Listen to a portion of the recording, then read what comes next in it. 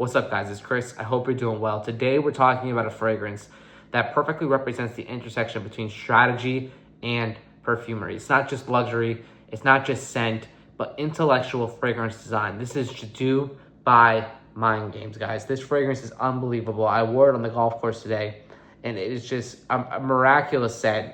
And we're gonna go through everything about this. This is a fragrance inspired by chess strategy, psychological positioning, and calculated movement. And that concept alone is why collectors started paying attention to this brand very quickly. But the real question is Jadoo actually worth the price, or is it just another niche fragrance with a clever marketing story? And today we're gonna break down the artistry behind Jadoo, where it sits in the Mind Games lineup, the full scent breakdown, performance and occasions, whether it deserves a place in a serious fragrance collection, and most importantly, where I stand on this fragrance as a high-end collector. Let's get into it. Let's start with something important. Fragrances like Jadoo are not designed for beginners. They're designed for people who treat fragrance as art, identity, collection pieces, and this is the same category that includes houses like Roja Perfumes, Xerjoff, and Boadicea the Victorious. These brands aren't competing with designer fragrances, they're competing in luxury collector space. The name Jadoo directly comes from chess. In chess, when a player says Jadoo, it means I adjust. It's something players say when they touch a piece without committing to a move yet.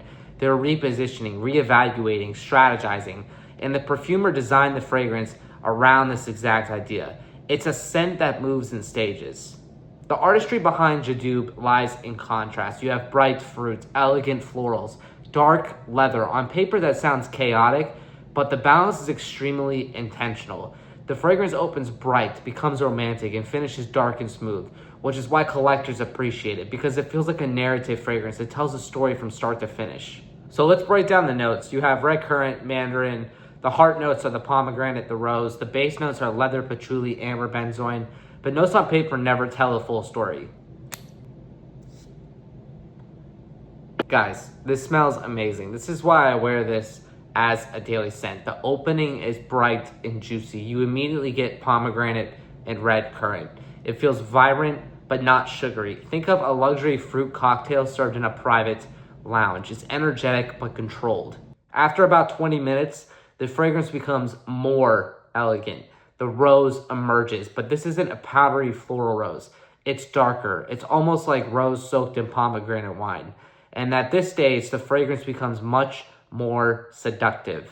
In the dry down, this is where the luxury appears. The base introduces leather and amber. Now the fragrance feels darker, smoother, and more refined. Imagine a leather chessboard sitting in a quiet library. This stage is where Jadoo becomes unmistakably niche. If I had to describe Jadoo in a real world scenario, imagine sitting in a dimly lit lounge. You're drinking pomegranate wine. The room smells like leather chairs and polished wood, and someone nearby is wearing a subtle rose fragrance. That atmosphere is what Jadoo creates. Jadoo is an extrait de parfum. Performance is strong but controlled. The longevity is 8 to 10 hours. The projection is moderate. This fragrance doesn't scream for attention. It's meant to feel elegant and composed, which actually fits the chess concept perfectly.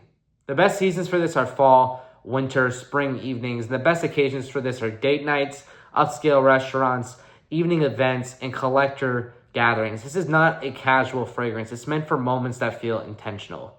Now, the bottle design is a huge part of the appeal, guys. Mind Games bottles are designed like chess pieces.